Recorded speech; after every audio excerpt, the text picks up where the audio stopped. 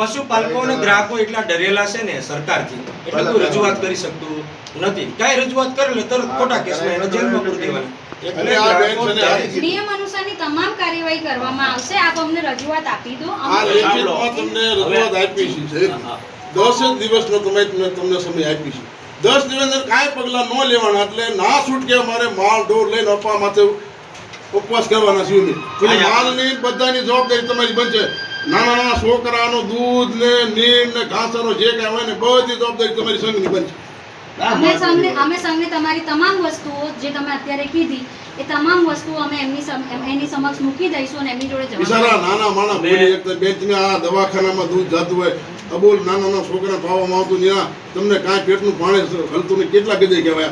2 farm બની જાય બધા. એક ગામમાં 2 બીએમસી. શું જરૂર છે પૈસા એટલી બધી? કોને જરૂર નથી? અને બીજું, દરેક જિલ્લામાં અત્યારે પશુપાલકોને ક્રેડિટ કાર્ડ આપવામાં આવશે 2 લાખ.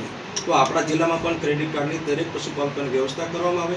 અને અત્યારે સરકારની મોંઘવારી કેસીસી ધિરાણ માટે પશુપાલકોને કેસીસી ધિરાણ માટે મેં ઘણા કેમ્પ કરેલા છે. મેં જઈને સભાસદોને આ બાબતે અવગત પણ કરાવેલા છે.